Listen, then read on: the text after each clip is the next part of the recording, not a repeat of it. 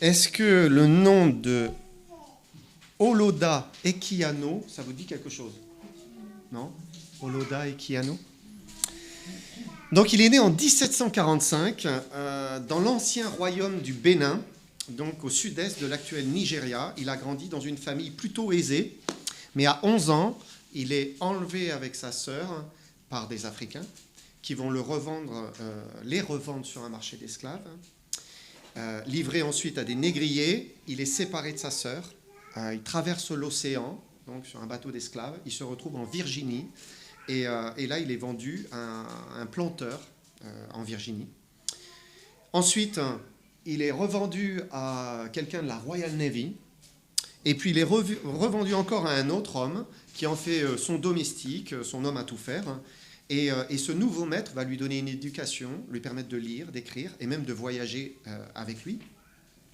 Et finalement, en 1763, il a 18 ans. Il est racheté par un homme qui s'appelle Robert King, qui était un chrétien quaker. Et Robert King décide de l'affranchir. Comment? En fait, il va payer ce qu'il faut payer à l'époque, c'était 40 livres pour l'affranchissement.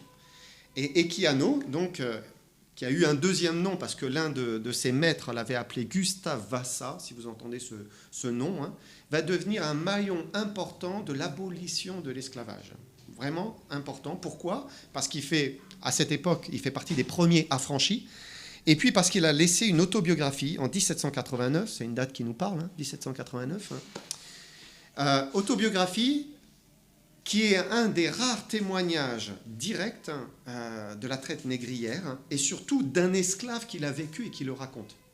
Et donc, après, eh bien, les abolitionnistes vont vraiment mettre en avant et montrer l'horreur de l'esclavagisme au travers de son témoignage. Et donc, Equiano, l'affranchi, va ensuite contribuer à l'affranchissement de tous les autres. Et j'aimerais attirer votre attention sur ce Robert King qui l'a racheté pour l'affranchir. Est-ce que ce n'est pas ce que Dieu fait avec nous? Il nous rachète pour nous affranchir. On est en ce moment dans le livre de l'Exode, et ça nous parle d'un autre esclavage. C'est l'esclavage des Juifs au pays d'Égypte. On vient de voir ensemble les 10 plaies qui ont permis leur affranchissement, puisque en jugeant l'Égypte, Dieu a permis qu'ils soient affranchis, délivrés, et immédiatement Dieu a instauré certaines choses pour les aider à ne jamais oublier ce qu'ils avaient vécu. On a vu la dernière fois la Pâque, les pains sans levain. Mais il y a aussi le rachat. Dieu dit qu'il les a ce jour-là rachetés, comme Equiano a été racheté et affranchi de l'esclavage. On va lire ensemble Exode 13, versets 1 et 2 d'abord, et ensuite 11 à 16. L'Éternel parla à Moïse et dit « Consacre-moi tout premier-né parmi les enfants d'Israël, tant des hommes que des animaux, il m'appartient. » Et on va avancer au verset 11. « Quand l'Éternel t'aura fait entrer dans le pays des Cananéens, comme il l'a juré à toi et à tes pères, et qu'il te l'aura donné, tu consacreras à l'Éternel tout premier-né, même tout premier-né des animaux que tu auras. Les mâles appartiennent à l'Éternel. Tu rachèteras avec un agneau tout premier-né de l'âne, et si tu ne le rachèteras pas, tu lui briseras la nuque. Tu rachèteras aussi tout premier-né de l'homme parmi tes fils. Et lorsque ton fils te demandera un jour « Que signifie cela ?» tu lui répondras « Par sa main puissante, l'Éternel nous a fait sortir d'Égypte, de la maison de servitude. » Et comme Pharaon s'obstinait à ne point nous laisser aller, l'Éternel fit mourir tous les premiers-nés dans le pays d'Égypte, depuis les premiers-nés des hommes jusqu'aux premiers-nés des animaux. Voilà pourquoi j'offre en sacrifice à l'Éternel tout premier-né des mâles, et je rachète tout premier-né de mes fils. Ce sera comme un signe sur ta main, comme des frontaux entre tes yeux, car c'est par sa main puissante que l'Éternel nous a fait sortir d'Égypte. On va s'incliner encore dans la prière. Seigneur éternel, merci de bénir encore ces instants et de bénir ta parole. Seigneur, ta parole est la vérité, Seigneur, et tu as voulu nous sanctifier par elle. Seigneur, veuille la bénir et Père, je viens te demander grâce et me placer sous toi et te demander que tu nous bénisses, que tu nous fasses du bien, que tu gardes et diriges. Au nom de Jésus-Christ. Amen.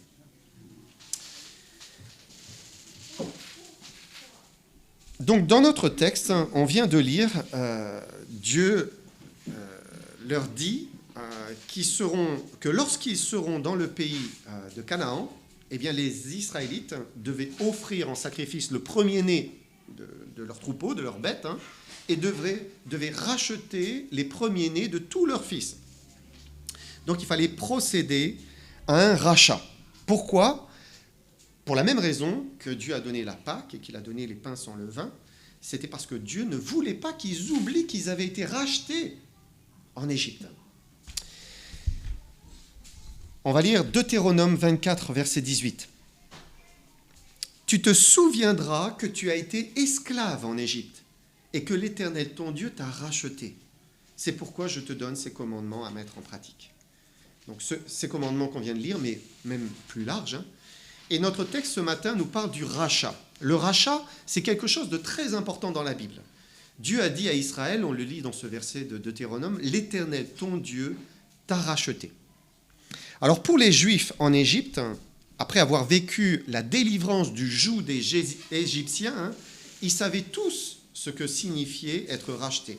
En fait, le principe même du rachat, ça faisait partie de la civilisation de l'époque, à cause notamment de l'esclavage. Maintenant, nous qui habitons en Occident, au XXIe siècle, l'esclavage et le rachat, ça peut nous sembler un peu abstrait quand même. On sait que l'esclavage a été aboli en France en 1848. C'est quand même tard, 1848. Mais quand vous regardez le monde, l'esclavage, il est encore partout. Il existe encore dans tous les siècles même, et toutes les époques, il y a eu de l'esclavage. Je regardais une vidéo, c'était très intéressant, et c'est fou de regarder au fil des siècles et des millénaires qu'il y a toujours eu des esclaves. Toujours des hommes ont voulu oppresser d'autres hommes.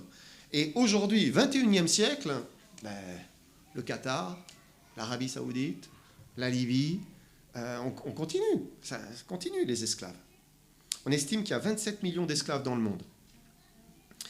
Et donc le rachat, c'est quelque chose qui existe encore aujourd'hui. Et en rachetant son peuple d'Israël, et en lui soulignant l'importance du rachat pour qu'ils s'en souviennent, Dieu voulait enseigner quelque chose qui était bien plus grand que le simple rachat des Israélites en Égypte.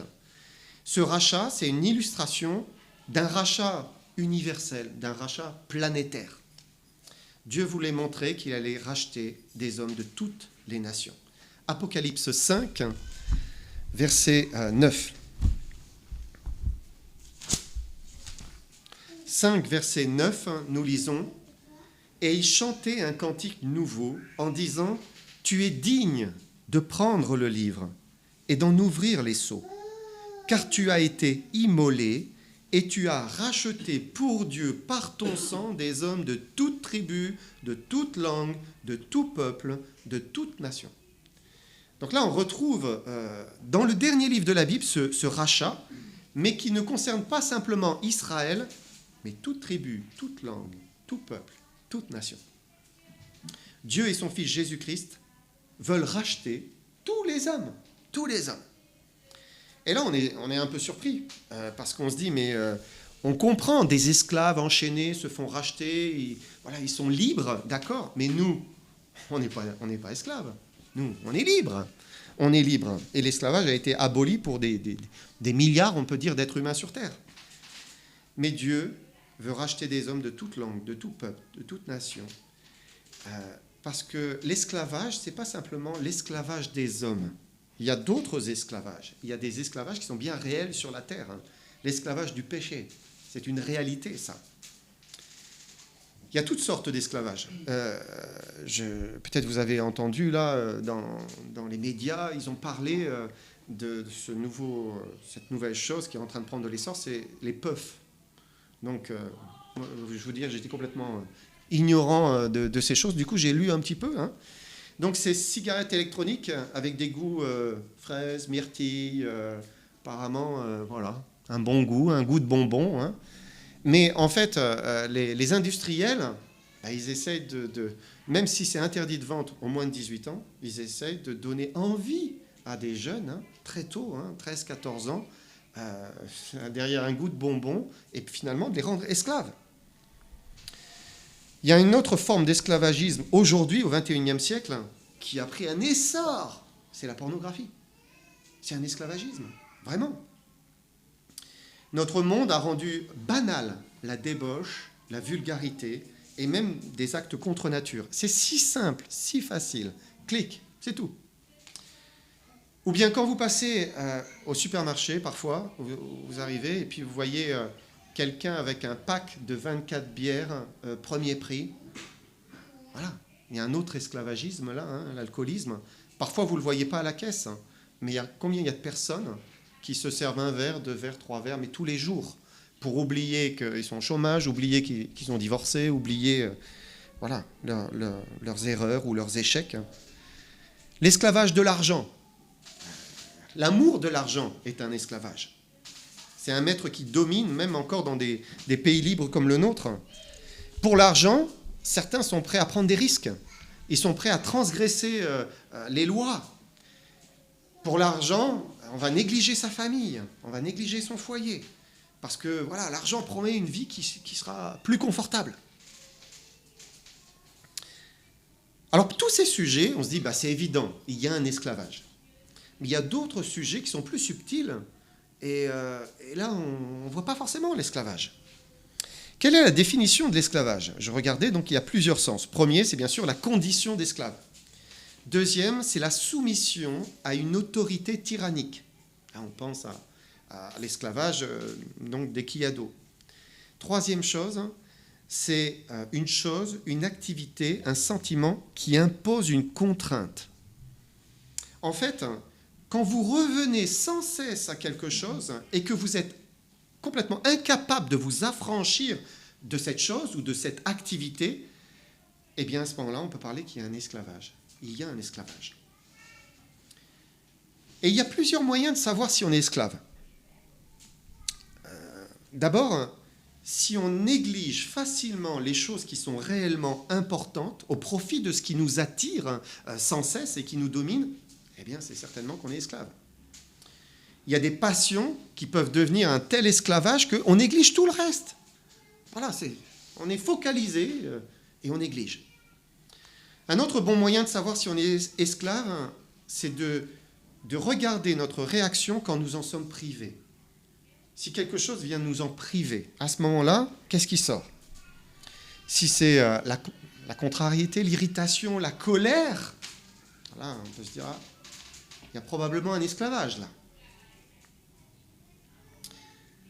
J'ai toujours en souvenir cette petite vidéo que j'avais vue, un ado qui à un moment est en train de jouer aux jeux vidéo et il perd sa connexion.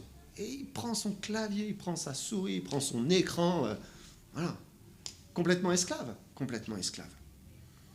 Quand c'est pas un jeune adulte, vous savez, aujourd'hui, il y a plein de jeunes adultes, mais ils sont accros, hein. Et ils vont préférer jouer que s'occuper de leur fiancé ou leur jeune femme. Hein? Il y a un esclavage. Quand on parle des réseaux sociaux, sans aucun doute, il y a aussi un esclavage. Vous me direz, ouais, mais ça, c'est moins nocif quand même, hein, les réseaux sociaux. Eh bien, pas forcément. En fait, toute addiction fait forcément du tort quelque part. Quand c'est une addiction, quand c'est un excès, c'est jamais bon. Et malheureusement, les réseaux sociaux sont aussi un tremplin vers plein d'autres péchés, hein, vers la débauche, la bassesse, la bêtise, la vulgarité, le voyeurisme. Voyeurisme, hop, voilà. Et puis bien sûr le narcissisme, hein, quand on est entraîné là, à toujours s'exposer. Et il y a des pièges derrière cette addiction. Et c'est ce que recherchent aussi tous les dirigeants des grands groupes, hein, que ce soit Meta, TikTok, Snapchat ou autres. Hein. Ils veulent créer une dépendance pour que les utilisateurs y reviennent le plus possible. Paul écrit en 1 Corinthiens 6, verset 12, et ça peut nous parler, hein, « Tout m'est permis, mais tout n'est pas utile. Tout m'est permis, mais je ne me laisserai asservir par quoi que ce soit. » Il y a certaines choses, elles ne sont pas mauvaises en elles-mêmes, hein, Mais c'est l'asservissement qui est mauvais. C'est le fait d'être esclave, complètement esclave. Et l'esclavage, il est bien réel quand on parle des réseaux sociaux. 3 milliards d'utilisateurs pour Facebook. Bon, c'est le réseau social des vieux, hein. Je vous l'accorde. Hein. Mais 1 milliard d'utilisateurs pour TikTok, hein. Réseau social des jeunes. Donc, c'est quand même énorme. Hein. Alors, pour ceux qui ne savent pas, il y en a qui se disent, mais c'est quoi TikTok? C'est un réseau où, en fait, vous pouvez regarder des vidéos très courtes. Mais ça n'arrête pas. Et en fait, on scrolle, c'est-à-dire on lève le doigt et on passe à la vidéo suivante. Hein. Et ça, c'est infini, infini. Avant, le monde passait du temps devant la télé. Mais c'est fini, ça. Hein. La télé, c'est terminé. Hein, terminé. Aujourd'hui, c'est ces réseaux sociaux qui prennent 2 à 3 heures de vie des utilisateurs par jour. Facilement, hein. 2 à 3 heures. Et alors, j'ai fait un petit calcul. 3 heures sur 10 ans, c'est plus d'une année complète à scroller des vidéos. Vous passez 3 heures par jour, au bout de 10 ans, vous avez passé 1 an, et plus même, puisque c'est 455 jours de 24 heures. Nuit et jour à scroller. Qu'est-ce qui reste à la fin? Est-ce que ce n'est pas un esclavage? Et alors, vous me direz peut-être, je ne suis pas esclave, moi, je suis libre, j'arrête quand je veux. En fait, les Juifs du temps de Jésus pensaient la même chose lorsque Jésus leur a dit qu'il voulait les affranchir de l'esclavage du péché. Ils disaient, mais non, on n'est pas esclaves, nous, on est libres. On est libres. Et regardez ce que Jésus a répondu, c'est intéressant. Jean 8, versets 34 à 36. En vérité, je vous le dis, leur répliqua Jésus. Quiconque se livre au péché est esclave du péché. Or, l'esclave ne demeure pas toujours dans la maison. Le Fils y demeure toujours. Si donc le Fils vous affranchit, vous serez réellement libre. Et Jésus dit, non. Ils étaient esclaves, car chacun est esclave de ce qui a triomphé de lui. Si quelque chose domine une personne irrésistiblement, ben il est esclave. Il est vraiment esclave.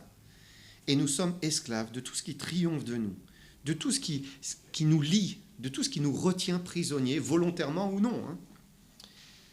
Au verset 35, Jésus dit, « Or l'esclave ne demeure pas toujours dans la maison, le Fils y demeure toujours. » Il est en train de s'adresser à des Juifs, hein, et il faut savoir que le péché, sous toutes ses formes, même semble anodine, eh bien, ce n'est pas si anodin, ce n'est pas sans importance. Le péché implique, le péché condamne.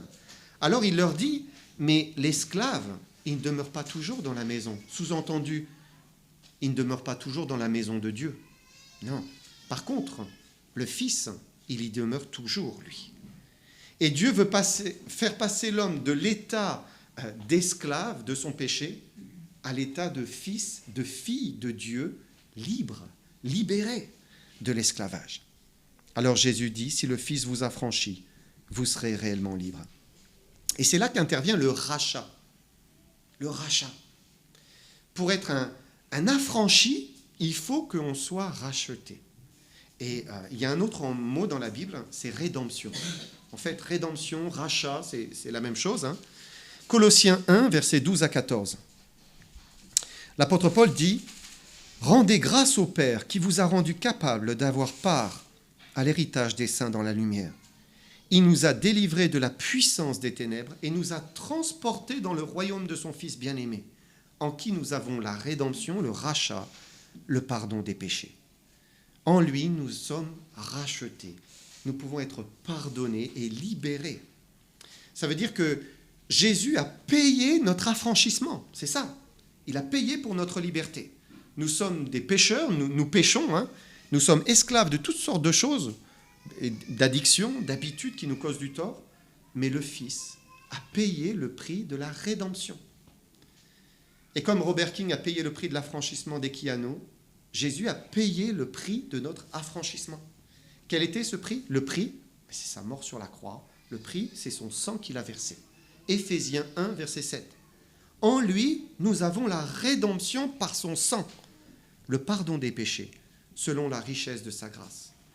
il a donné sa vie et il a payé la dette immense qu'il fallait pour nous racheter. Le prix, c'est sa vie innocente. C'est son sang versé. Il a versé son sang pour nos péchés. Il a opéré ainsi notre rachat. Maintenant, si Jésus a payé pour le rachat des hommes, tout le monde n'en bénéficiera pas. Tout le monde n'en bénéficiera pas. Pourquoi ? Parce que certains n'ont pas envie d'être affranchis. Ils ne veulent pas. Ils n'ont pas envie. Et Dieu ne force pas les hommes. S'ils ne veulent pas être libres, eh bien, ils resteront prisonniers. Et dans ce cas, le rachat n'aura pas lieu. Parce que Dieu ne force pas. La rédemption, elle est pour tous, mais tous ne la vivront pas. Et j'aimerais qu'on prenne Psaume 49, versets 1 à 15. Psaume 49, versets 1 à 15. Au chef des chantres, des fils de Corée, psaume. Écoutez ceci, vous tous, peuple. Prêtez l'oreille, vous tous, habitants du monde. Petits et grands, riches et pauvres. Ma bouche va faire entendre des paroles sages, et mon cœur a des pensées pleines de sens. Je prête l'oreille aux sentences qui me sont inspirées. J'ouvre mon chant au son de la harpe. Pourquoi craindrais-je au jour du malheur, lorsque l'iniquité de mes adversaires m'enveloppe ? Ils ont confiance en leurs biens et se glorifient de leur grande richesse. Ils ne peuvent se racheter l'un l'autre, ni donner à Dieu le prix du rachat. Le rachat de leur âme est cher et n'aura jamais lieu. Ils ne vivront pas toujours. Ils n'éviteront pas la vue de la fosse, car ils la verront. Les sages meurent, l'insensé et le stupide périssent également, et ils laissent à d'autres leurs biens. Ils s'imaginent que leurs maisons seront éternelles, que leurs demeures subsisteront d'âge en âge, eux dont les noms sont honorés sur la terre. Mais l'homme qui est en honneur n'a point de durée. Il est semblable aux bêtes que l'on égorge. Telle est la voie, leur folie, et ceux qui les suivent se plaisent à leur discours. Comme un troupeau, ils sont mis dans le séjour des morts. La mort en fait sa pâture. Et bientôt les hommes droits les foulent aux pieds. Leur beauté s'évanouit. Le séjour des morts est leur demeure. Je m'arrête ici. On peut tout acheter avec de l'argent, sur terre. Mais il y a une chose qu'on ne peut pas acheter, c'est la rédemption de son âme. Ça, on ne peut pas l'acheter avec l'argent. C'est impossible. Il n'y a que Dieu qui puisse racheter notre âme. Le rachat d'une âme pécheresse, c'est cher. C'est très cher. Puisqu'il faut un prix immense. Le prix d'une vie innocente, sans péché. Il n'y a qu'une vie qui n'a pas péché et qui est offerte en sacrifice, qui puisse racheter une âme pécheresse.